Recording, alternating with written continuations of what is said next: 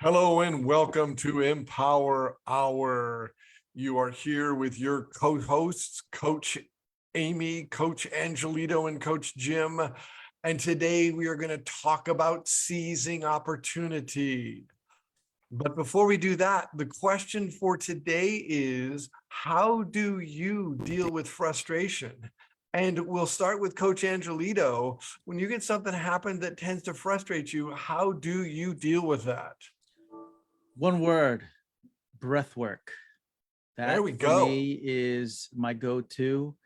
Defrustrator is just breath work and doing it long enough for it to work, not just, the 10-second breath work. Just do the cycle of breath work for, 5 to 10 minutes, get your body back down and regulate your temper. And that seems to work. Let the frustration melt away through the breath. Yeah. Seems to work Bless for me. you, Coach Amy.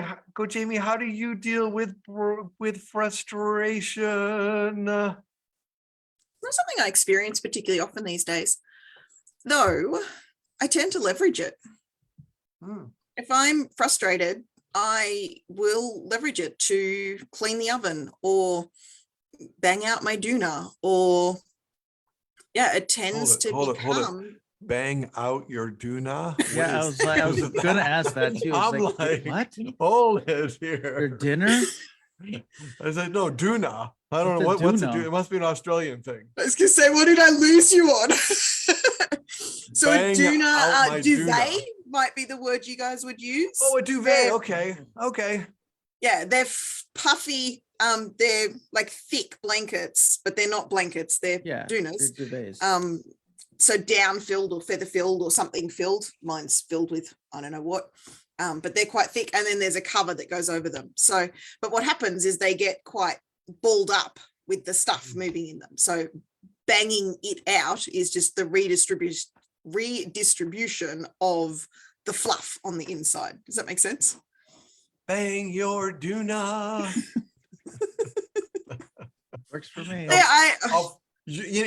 Angelito, she could say anything from down under. We'd be like, yeah. I feel like I need to find some made up words and just come with them and then proclaim that they're Australian words. That would be fun. I'm telling you, this is right. What lets me know I'm getting more mature, because the old me would have been like, oh, what? What did you just say? What? It's like, now you're like, oh yeah, bang out the doona. Oh yeah.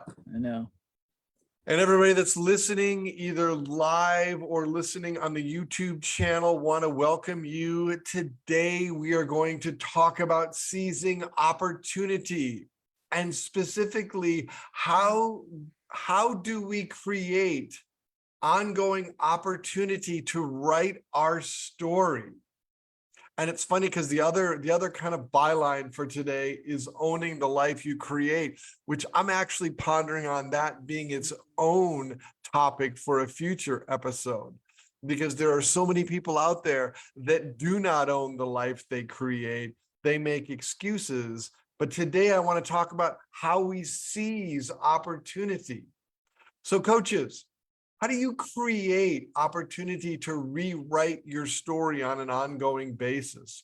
Who would like to begin? Okay. I guess I'll go. Since you proposed this for today, I think that would be a good idea. Yeah. Oh, yeah. In the context of rewriting the story and seizing opportunity, I think it's also it first requires a little bit of awareness that what's past is past and no longer exists, and we're the only ones that keep whatever it is in the past alive. And in the context of taking ownership of that and using that as an opportunity to move forward is key, and having that awareness. So for me, noticing that, becoming aware of that, and taking pause before you make any decisions in the context of opportunity itself. Like, and I don't know what specifically you mean as opportunity, Jim. Like, are you talking about business opportunity or opportunity I'm to talking about change? business opportunity, life opportunity, anything that actually tends to present itself, right? One of the things that we all just went through is a New Year's, which in some way is the opportunity to, and a lot of people, right? By now you've forgotten your New Year's resolutions. Most people have, but a lot of people take that as the opportunity to rewrite a story under the guise of a New Year's resolution for Okay. 2023. That's another Gotcha. way that we could look at this. Yeah. So on top of awareness is also to be able to rewrite or write a new story is to let go of the old one, to let go of whatever it is that's keeping those patterns in you, keeping that conditioning, and whatever it is that you want to change. You've got to be able to let go of it. Otherwise, you're just going to be writing on top of it. So those are the two things: being aware of that and letting go. Coach Amy, what are you hearing when I said that? The first thing that comes up in me is that we don't have to seize every opportunity. So my own resistance of the say yes and work out how personal development, excuse my alarm going off, let me rescue that and stop it. Like one of my mentors taught say yes and work out how, and it was a really good way of getting people to step over the line and sign up to their program. But not every opportunity is ours to be seized. There are opportunities that we're not meant to seize. And so the first piece is, which opportunities do we want to seize, rather than this blanket seize every opportunity that comes your way. Seize every opportunity that comes your way that aligns with who you want to be and where you want to go. But that often is left out of these conversations. And so that's the first thing that comes up in my mind. It's like, is seizing the opportunity always the best path? And I think too often, at least some of my past mentors, not so much my current mentor, but my past, it's like seize every opportunity that comes your way. And I feel like there needs to be a level of discernment. There's times to, so for example, New Year's, I did not seize the opportunity to write goals. It's not something that I certainly am not going to, I will create goals. And now that my kids have gone back to school, I'm dropping into more business planning. I can feel my energy shifting now that they're not underfoot. But I'm not going to set resolutions, because resolutions to me are fleeting and done without thought and are pointless. So the opportunity to set resolutions, no, thank you. So that's the first thing that comes up for me, is not every opportunity needs to be seized. I would tend to agree with that. And hopefully, and I'm going to kind of go off that, because hopefully you have the opportunity to assess these new ideas or these new things that are in your way or that have presented themselves. Because yeah, when I thought about this topic or when this topic was presented to me, I was like, that's true, because we all get opportunities.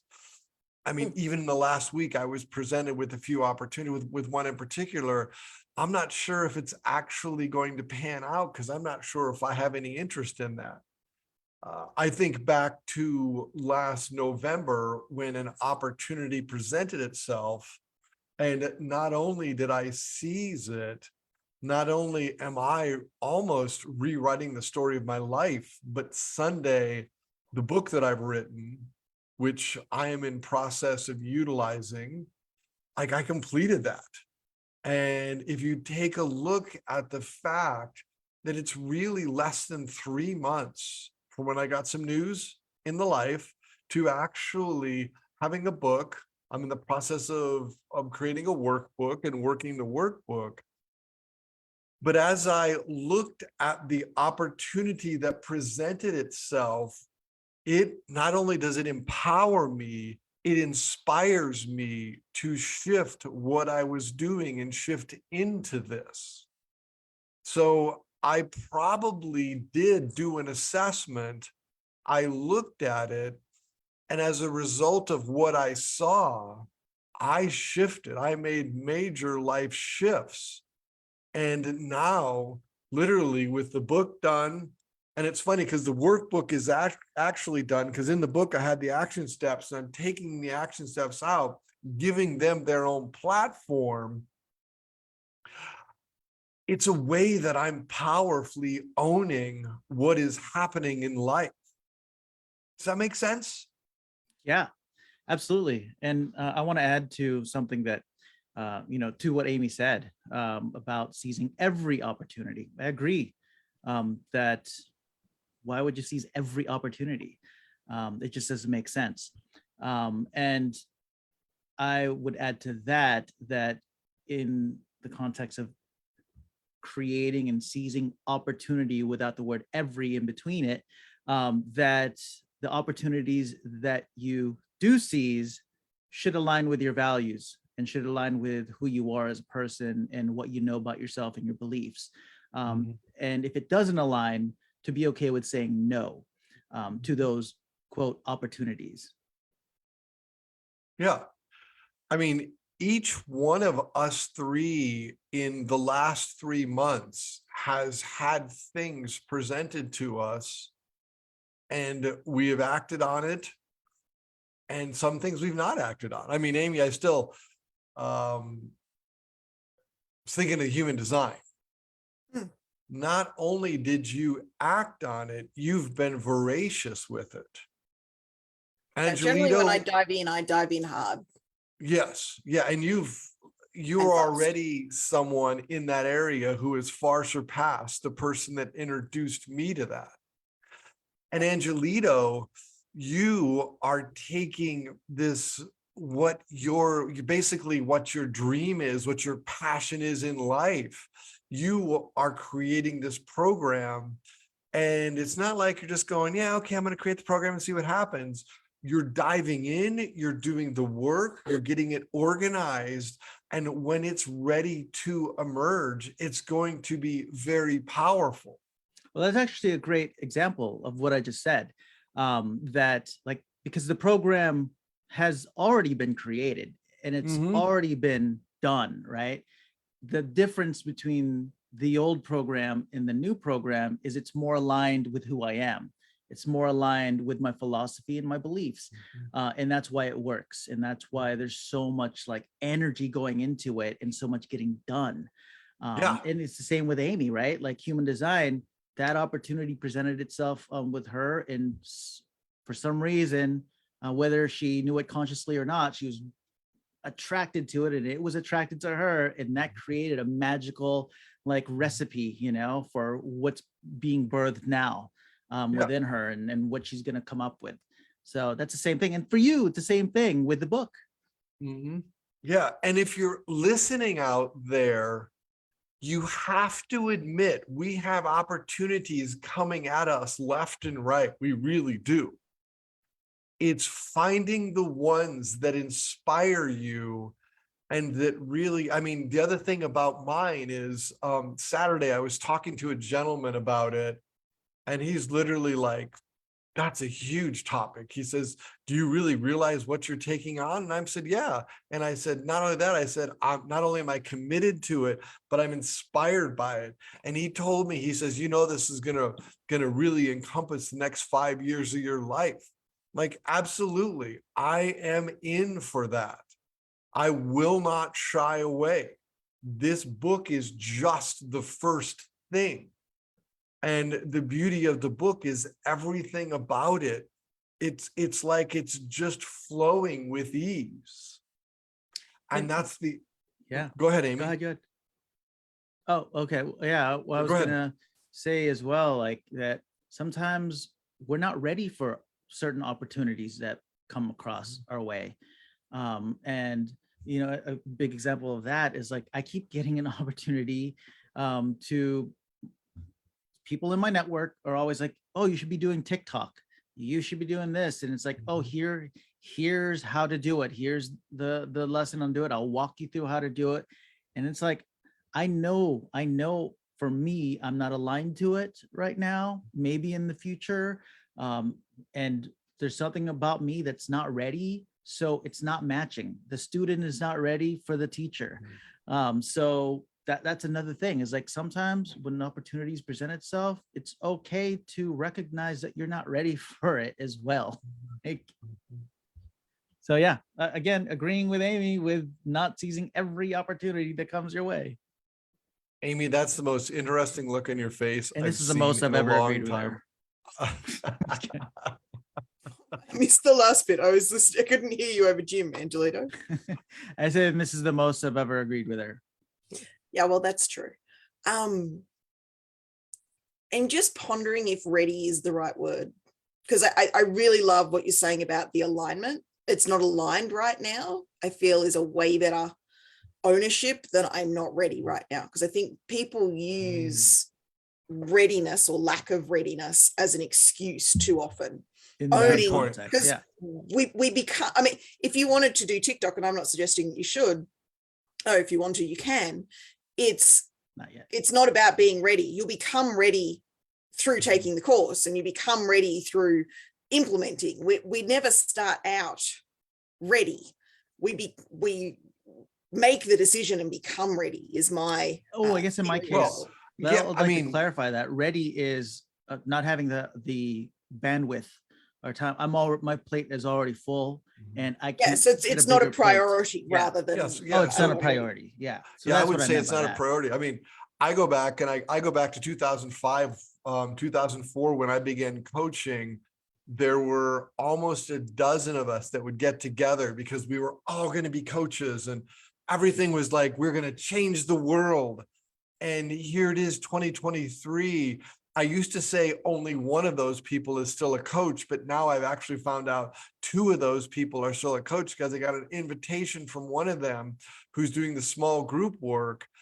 And it's like, I almost have to say, as I was getting into coaching, I literally had to be prepared to suck.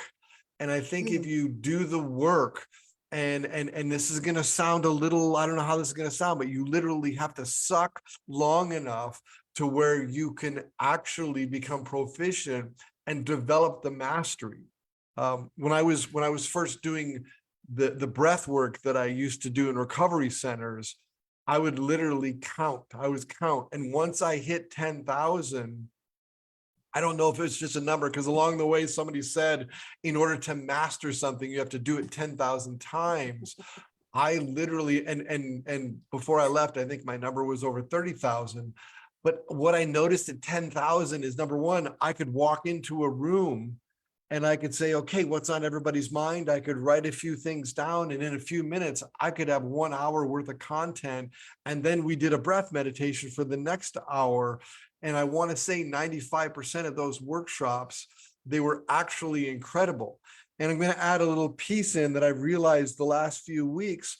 They were probably incredible because I'm a human design fan, but I'm never going to be an expert. But one of the things I have seen is that if you're in a group of people and your gates and channels get completed by other people, everyone in that room got lifted.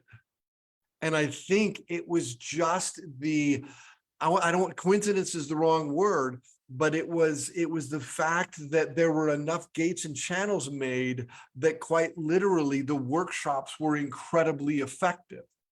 And back when I lived in Utah, people would come up to this and it's like, do you remember that workshop? Do you remember what you said?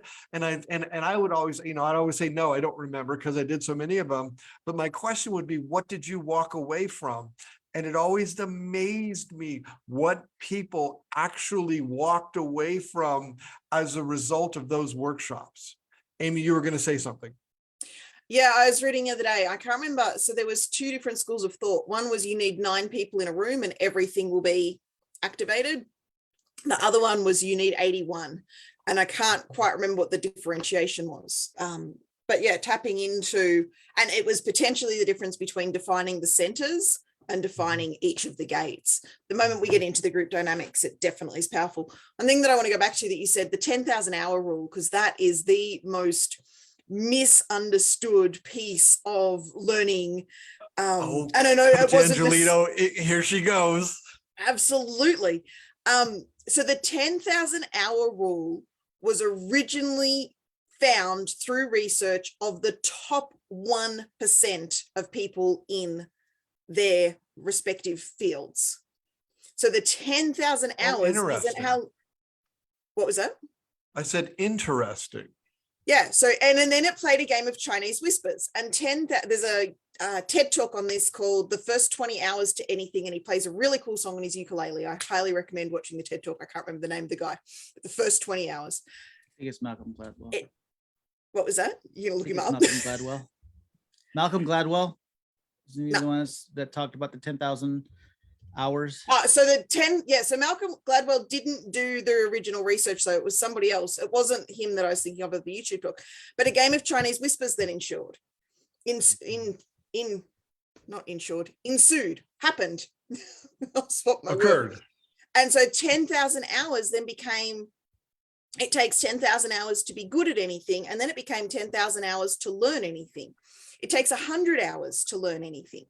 I mean, the majority of our learning. I said 10, and I said 10,000 to master, just for clarification. Yeah, I did hear you say that. I just wanted to, when you mentioned it, I'm like, going to pick up on that and share, because there's so many coaches out there that misunderstand. There's so many people out there who think they need to be doing 10,000 hours to get basic proficiency for almost anything. This is why I love the First 20 Hours book, is done in 20 hours. The gap between I know nothing and I can hold my space in this is around 20 hours. You guys have seen that with me with human design, because I learn efficiently rather than inefficiently, sporadically, haphazardly. I learn very quickly because I know what to look for in that learning. So I just wanted to, when you mentioned the 10,000 hours, it prodded me, because too many people are out there thinking they have to do 10,000 hours to be good at something. And you're right, it is that mastery. And that that's not something I strive for in anything. I do my 100 hour, and human design, I reckon I'll probably do 1,000 hours. And then I take it and I combine it with something else. You've seen this already, Jim. I'm combining human design with tarot. I'm combining human design with, trust me, I'm combining human design with other elements. And then I'm also learning tarot at the moment. So I'm doing a 6-hour course with tarot. I'll make sure I bump that up to 20 hours to get my basic proficiency, but I'm then taking that and combining it with other models that I know. And so that's why my learning is so good. And I think for anyone being taken down the line of saying yes to an opportunity, one of the biggest things that I see is people say yes to the result and they don't say yes to the learning experience. They want I want to be a rock star. Like I will openly confess, I want to be a rock star. If someone offered me the opportunity to be a rock star, I would want to say yes to that. But I also know that I'm not going to do what it takes. I'm not even willing to dedicate the 20 hours to the basic proficiency of singing. There's no way I'm going to dedicate something. I mean, to be a rock star, we've got to get up into well over that to be good. And then there are those out there that are doing it at masterful. Because you're not into it. I'm not willing to do what it takes. Yeah. And it's not something that you're going to dedicate yourself to. Yeah. Like we can and all I think that's think part of the. Well, go ahead. I think that's part of the discernment is that result sounds good, that opportunity sounds good, but am I willing to do what it takes? So for you, Angelito, with TikTok, the opportunity sounds good because attracting clients with all of the promises people make about TikTok sounds wonderful, but are we willing to do what it takes? Not necessarily. And that's what I think you meant by I'm not ready. It's like, I'm not willing to dedicate the time and the energy to this right now. Right now. Not right now. Like the clause on the end there is not right now. Because years ago, I had a gentleman who wanted to, he was going to teach me how to become a TikTok master. And I'm also not right now. My client the other night said to me about the astrology component of human design. So that's a rabbit hole I haven't gone down yet. And there are many, many rabbit holes in human design. And she said, when are you going to do the astrology side of things? I said, no, I'm not going to do that. She said, no, not yet. in that instant reframe of, I'm like, yeah, you're right. It probably is not yet. And frankly, once a client's asked me about it, I am likely to go down that rabbit hole because I'm here to serve them. And if they're asking questions, that needs to be answered. Yeah. And the other thing, if you're out there listening, the question I would ask is, what are you doing now that you have a success track with? It doesn't have to be a mega success. Or what are you doing now that you like to do? Because if you can focus on that, if you literally seize the opportunity that's presented to you and you just focus, you will put the time in. And you can't but help. If you focus your time on something that interests you, you will get better, better, better until there's 3 levels. I don't remember the first one, but the second one is leadership and the third one is mastery. Maybe the first one is just knowing about something. If you know about something and you do it, after a while, you become a leader in it. After a while of leading in it, you become a master in it, which is why with masters of old, they had to assign them to apprentices, because the time you master something, it becomes literally automatic within you. So if you're listening to this out there and you want to know how to empower yourself, seize the opportunity of the things that interest you right now, because the more you do that, the more you will create opportunity and you will step into your passion, and you will maybe go from knowing about something to leadership to mastery. But it happens over time. And yes, that 10,000 person number, it may be, it makes sense, right? It makes sense. I was specifically saying the 10,000 on mastery because I remember mastery in 2009 and 2010, when I was going through my coaching academy, we had to do in the 2009 one, it was 125 hours of coaching. In the 2010 one, when I was in the advanced track, it was 250. And the unique thing is that I had enough clients that it was really, it was easy for me, but there were people in there who literally, they were first-time coaches and they struggled to get those numbers. And again, I just want to break down those numbers because I see people please. so overwhelmed by that. So 250, 100 hours. So I'm currently teaching my son to drive. In Australia, you have to do 120 hours driving before you can get the next. And there's a logbook and it's far more detailed and regulated than I believe it needs to be. But he has to do 120 hours. Over the course of a year, that works out to 2 to 3 hours a week. Right. So 100 hours. So my 100 hours for my coaching, because I had the same requirement for my first level of coaching, I did that in 3 months. Yeah. Yeah. I mean, so 100 hours over 90 days is not a huge ask. It's an hour or two a day. And like you say, it's having the clients. 250 hours is 5 hours a week. It's not, and I just wanted to break it down to, because 250 seems like a lot. When we break it down into 5 hours a week, if you've got 4 or 5 clients, you're going to hit that. Why would people have an issue with this?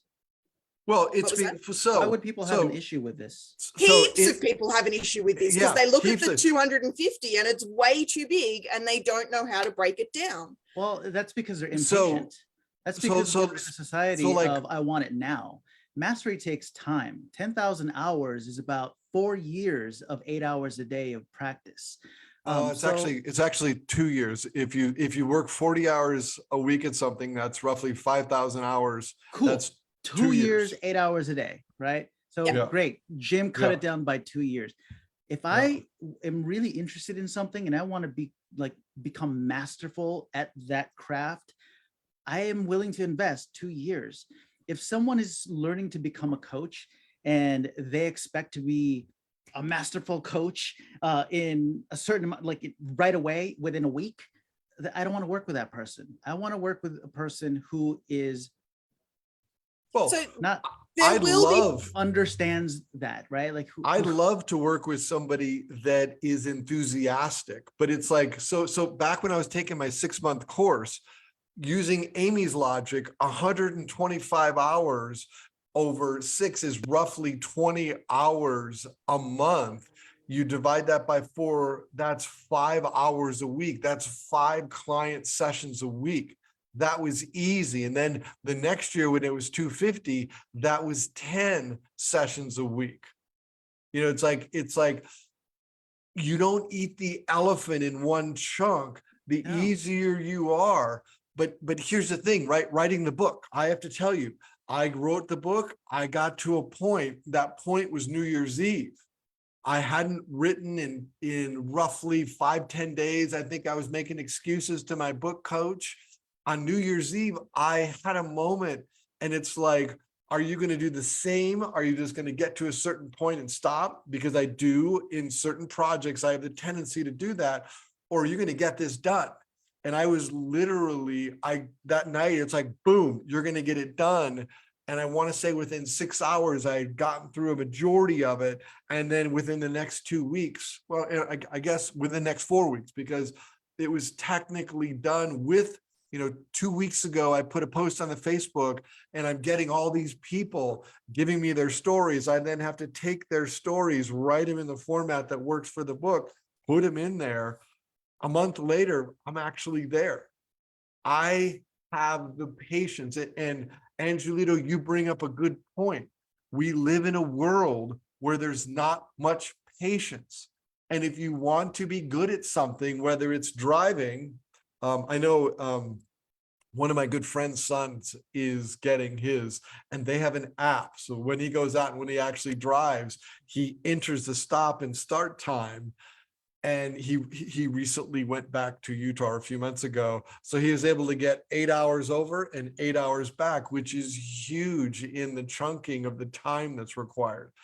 Again, I love enthusiasm. Angelito, you are correct. But if somebody is enthusiastic and you can teach them patience, and I think that's the true thing that's missing these days, is the patience that's not there as much because of our society.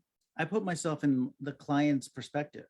If I'm the client and I have a heart problem, I'm not going to see a doctor who put in 300 hours into his learning how to become a doctor dealing with the heart. I'm going to see a cardiologist who's been practicing this for years, who is the best at what he or she does. Oh, hey, when I had cancer, my oncologist was the leader in his field in what he was doing, and that's the guy who gutted me and pulled one of my organs out.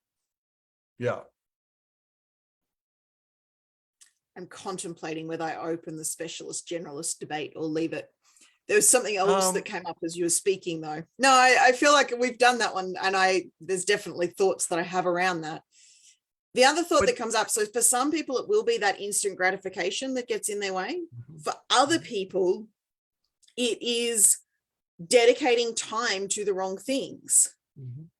So the model that I use, and I like yours, Jim, that 3 steps that you had, mine is learn, apply, share, which doesn't quite correlate to the 3 steps that you had, but that's the one that I've been taught, is learn, apply, and share.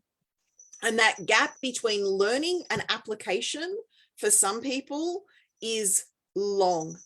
And I need to learn more before so this is why I stand out so easily with the human design stuff, because I literally did one thing and I started applying it.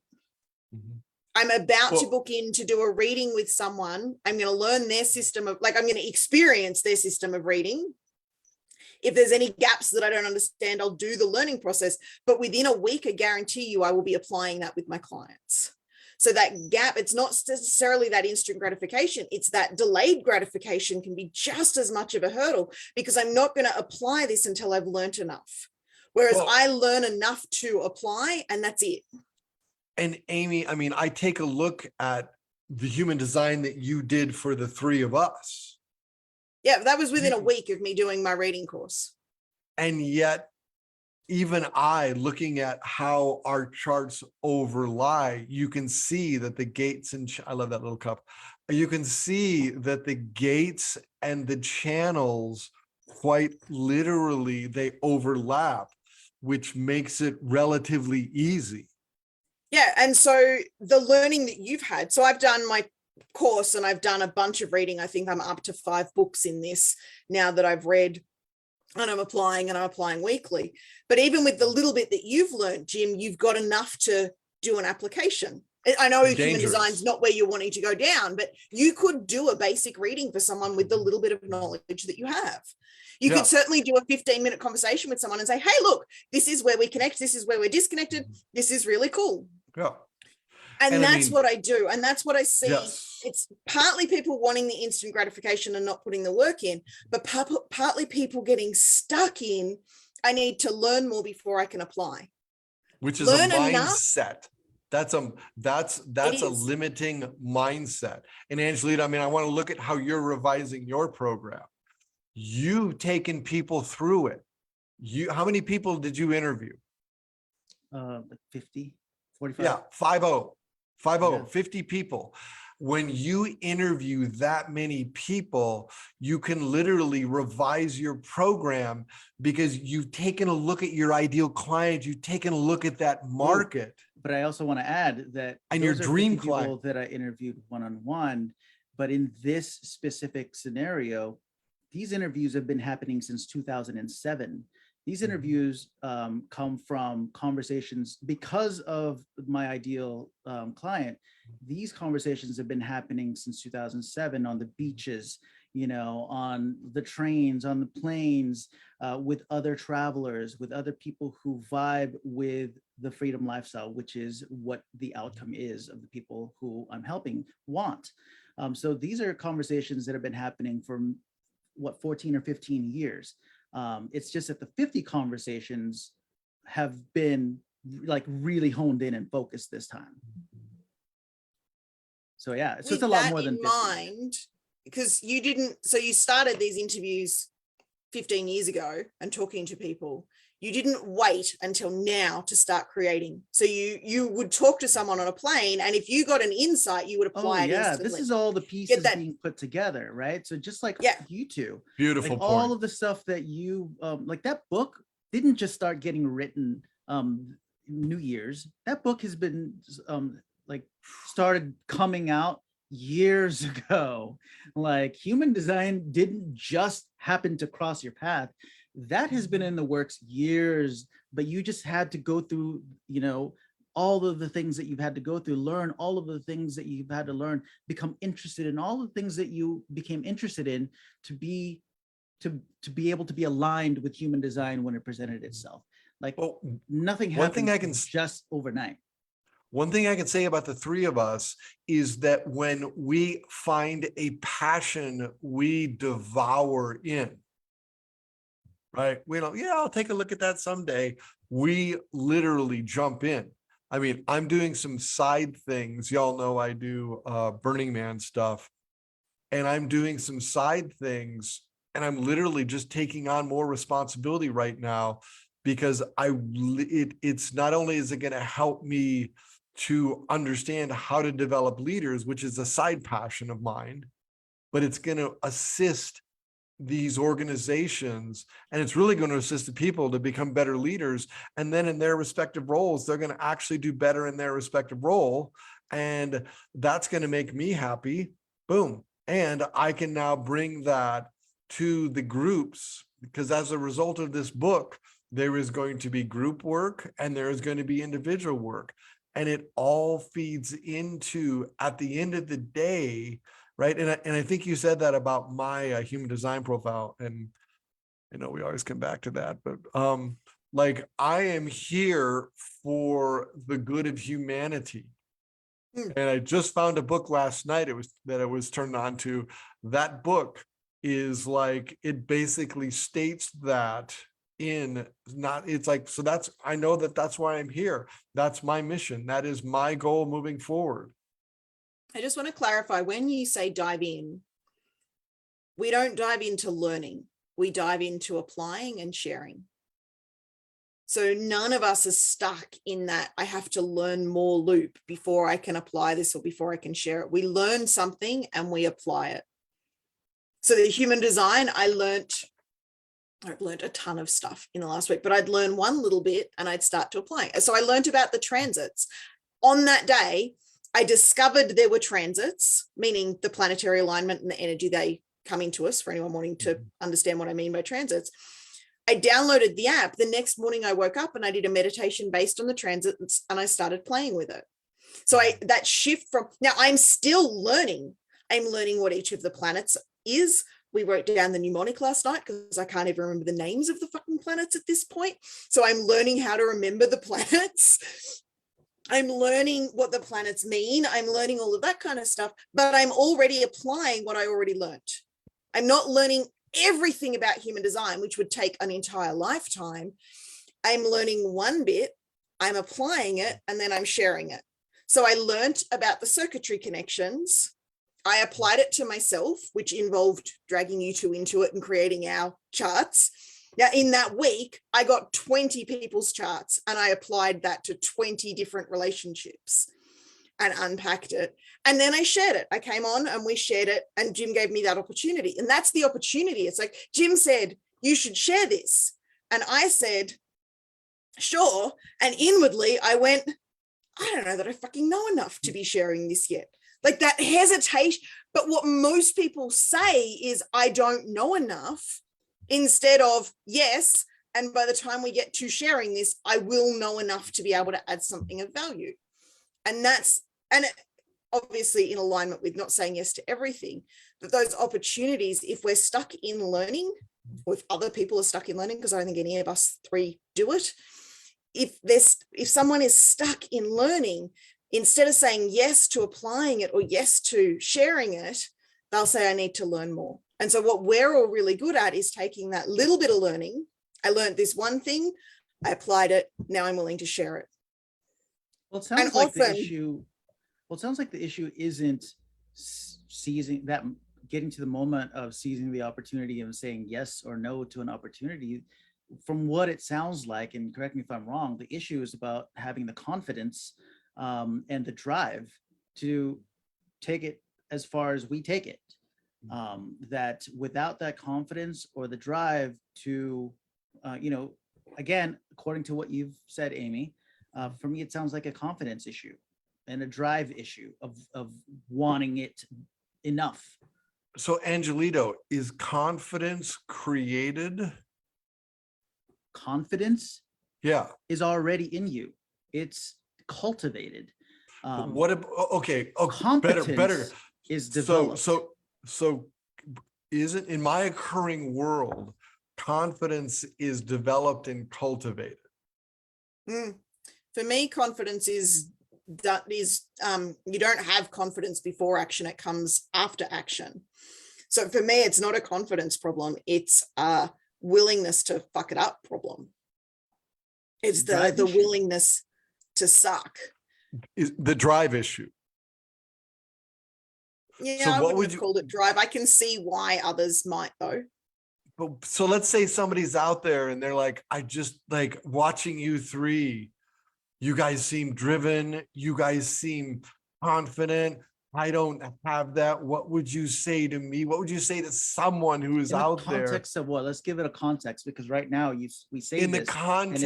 I know how to answer that. I don't need a bigger context. My answer to that is stop projecting onto me bullshit.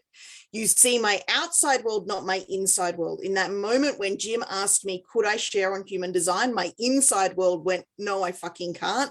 And my outside world said yes. So what people see as confident and driven is a projection, and it is not reality. Okay. That's right. I agree with that.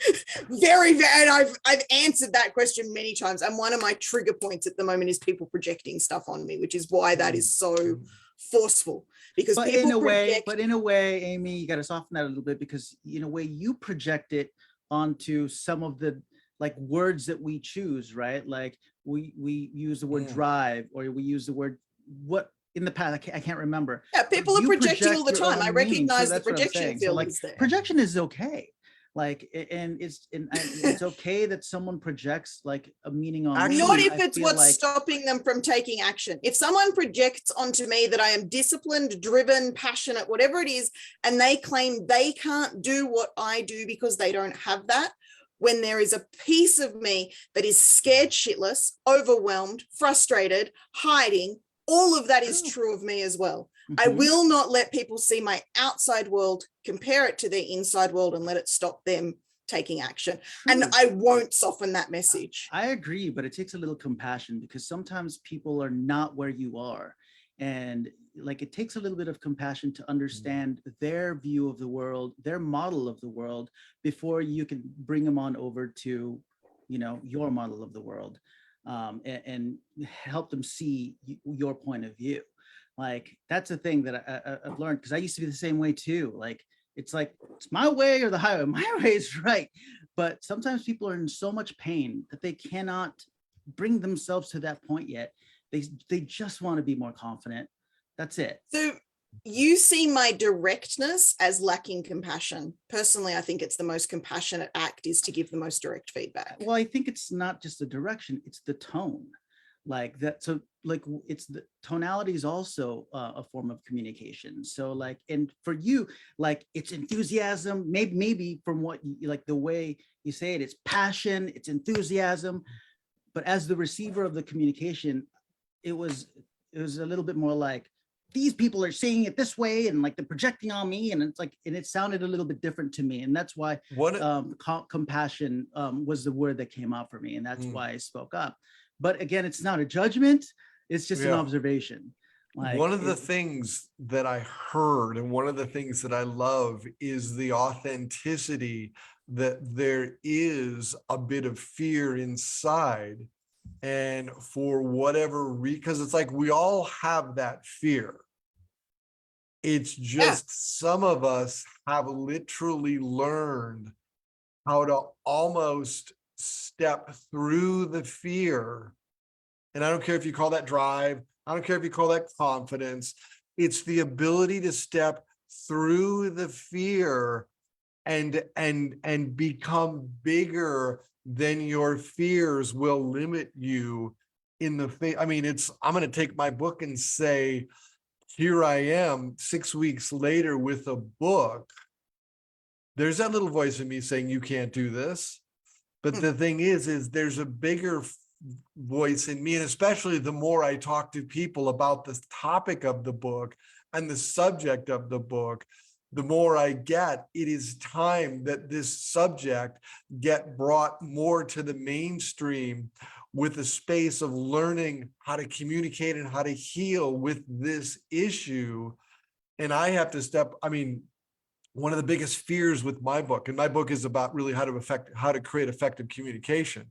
And one of the fears that I have to with my book is the fact that there are aspects of my life that are in direct conflict with the message of the book. I'm just going to address that right up front and saying there's this new aspect that I am going to step into, and I am going to be confident. I am going to be driven. I am going to be concise. I am going to be clear. I'm going to offer step by step. Does that mean the parts of my life where this isn't working is going to shift? No, that is still going to stay in the same shit fashion that it is. I am okay with that. I have a level of acceptance with that. But in this new area, I have the opportunity to create something anew and live that as a clear palette and build upon that. And I am not going to let my fears, my inner little voice of minimization, the darkness, do any of that. None of that will step in my way. I will succeed. Yes, thank you for sharing that, Jim. And just to clarify, I do agree with you, Amy, with what you said. It's just for me, it was an impulse, and the word just popped in front of the screen for me. There are some I'll go people that are Werner going to want the Erhard message on delivered you, more like if you softly. need it. Like They're not my people. Yeah, So there are some people that are, and they can go to you, because if they're not happy with. What I found is that by the time people get to working with me and are asking that question, they want the no bullshit, direct, no fluff approach. There are plenty of people out there that do want the softer, gentler, meander through carefully. No, it's not and about softer, comfortably. gentler like style. It's about flexibility in the approach. It's about flexibility in the communication style that everyone has a different communication style, not lumped in a group. Every single unique human being has their own communication style, and not everyone shows up in the same like mood or that has the same situations in their life going on. That sometimes people have a bad day, and sometimes there's things that are going on in someone's life, and where they're not like always ready to hear the like in your face. Like sometimes you need to be able to That's hold fine. it back. You deliver the softer message, but don't expect me to. Yeah. Okay, cool. Because what you said was I needed to bring more compassion. You can bring more compassion. I'm going to bring, you did. You watch back the recording. You said you need to bring more compassion. Oh, this is. Oh, I don't You know. said, yes, you did. You said, I Okay, need to we'll bring go more back. compassion. No, I don't. That's what I'm rebelling against. Oh, Other You know what people the- can bring more compassion. I'm going to bring me and be me. And my message is direct and to the point. Okay. If I said you need to, yeah, perhaps calling you out and saying you need to was not the right thing to say. The irony of you Um, saying I need to bring more compassion as you called me out directly is hysterical to me right now. No, how was that? Like, did it hurt your feelings? It feel like- certainly hit a nerve. Absolutely. I can hear I think that. this is the second time in what, a month I've seen you a kind My of triggers are triggers. so on the surface right now. I Jim is know. thoroughly enjoying it. I am thoroughly enjoying love it this too, right now. like, I You love know, it too, and yeah. I would invite the like what's And- causing and- that trigger. And here's the thing, and I'm Well, sure a she will personal look at that. attack I'm of I sure she need will. to bring more But I compassion don't think was that's what I invited don't think that trigger. It was a personal attack. Angelito, I It don't was an think you observation. intended it. I don't think you Yeah. intended it And I that think way. I said that but that's not think what I meant. Like that it's not an attack. That it's like it's here's compassion came up here's for the me, thing. and I felt the need to bring it one up. of Yeah, one and of when the you dropped things. into compassion came up and I need to express that, that's cool. When you come with I need to bring more compassion, that's where you're going to hit my triggers. Yeah, but I Tell think me I'm gonna I have need to bring watch that anything other recording than because me. I don't and- think I said you need to, because that was not my Don't you intention. think at the end of the day, one of the gifts that each one of us has is learning how to authentically be ourselves. I Yeah. think Absolutely. that is And owning the, it. I mean, you want to and- talk about owning it? Oh, look well, at all I just three of us owned in- that fully. in the I'm not gonna conversation. Come down. No, that's I what love I you am too. fully I owning just- who I am. See, that's what I'm saying. Is like I was about to say, like you want to talk about owning it.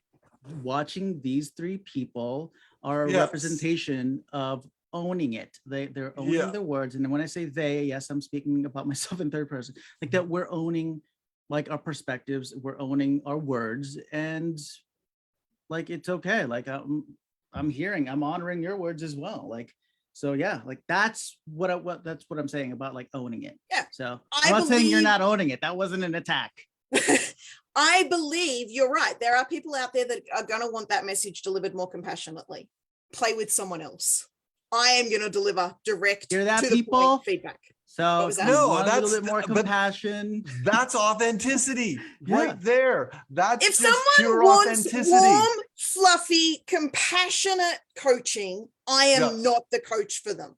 See, I would am add the willing- word fluffy to compassion.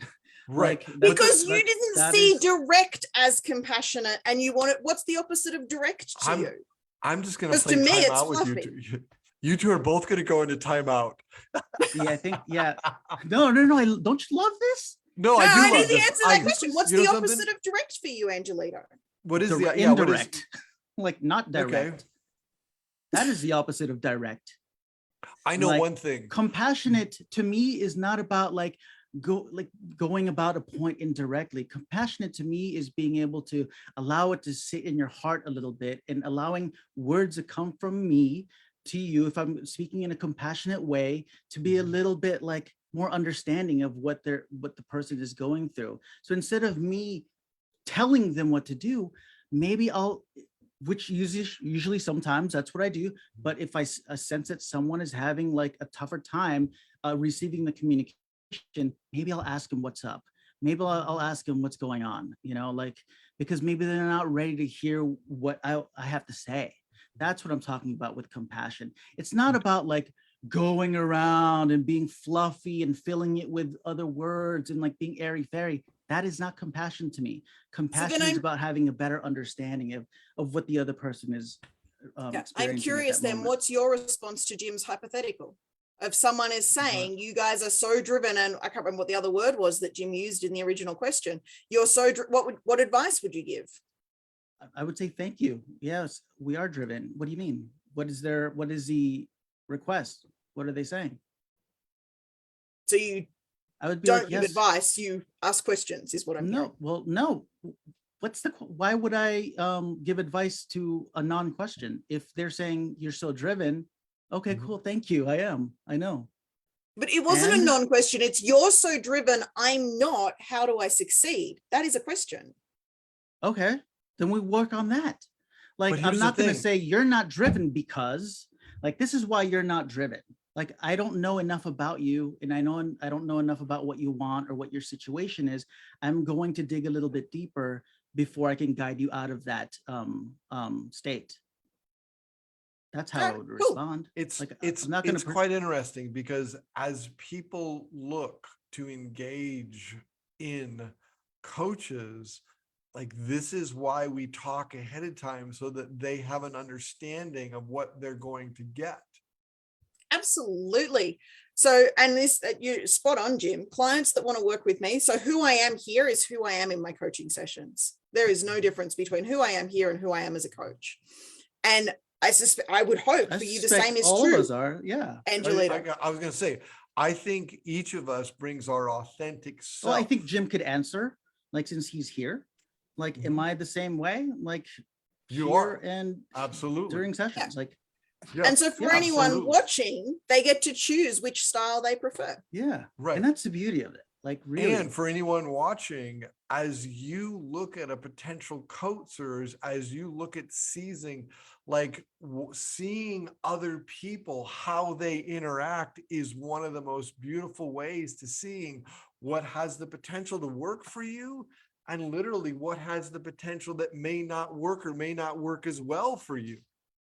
That is the beauty that we bring in life. Absolutely. And then I think we also just demonstrated how to navigate through when we disagree, because clearly Angelito and I are on different pages, but we're able to continue in a space of love and grounding and exploration together. And respect. I mean, that's the beauty of the three of us, is we have learned to have the tough conversations, and it emerges beautifully. Yeah. Your lack of adding in on that, Angelito, suggests that maybe we didn't navigate that as elegantly as I thought. No, I actually agree. Yeah. Like, and I do you okay? And I think as you guys were talking, like, I was reflecting back in the moments, and I'm like, I really don't have, like, I'm not emotionally connected to this conversation. Like, I don't have an emotional response to this. This is just what I know, like, to be true. So I'm just sharing what I know to be true. So that's why, like, this could go either way for me. But I agree. Like, I agree with what you just said, Jim. Yeah, so. It is one of the things is that as spiritual beings in a human form, we interact, and the beauty is learning how to best interact in any situation. And if y'all have watched this, you got to see something today. And it's really quite beautiful. It really is, because this is how we grow as spiritual beings in a human experience. Absolutely. Yep. And on that note, we're going to wrap this one up. I still think next week's topic just may be owning the life you create, because I think that was Angelito, I think that was such a powerful statement. And I almost think that deserves its own hour. Ooh, Is owning the life what- you create, that can go really dark and they can go really deep and really But- light as well. But you got to get right now, post-COVID world.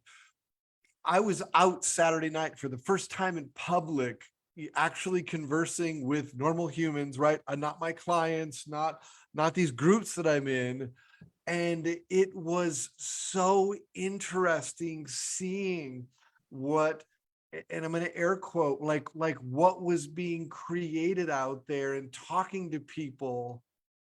It was like the question that I would ask ahead of next week, if we do this as a topic, is do you own the life you create?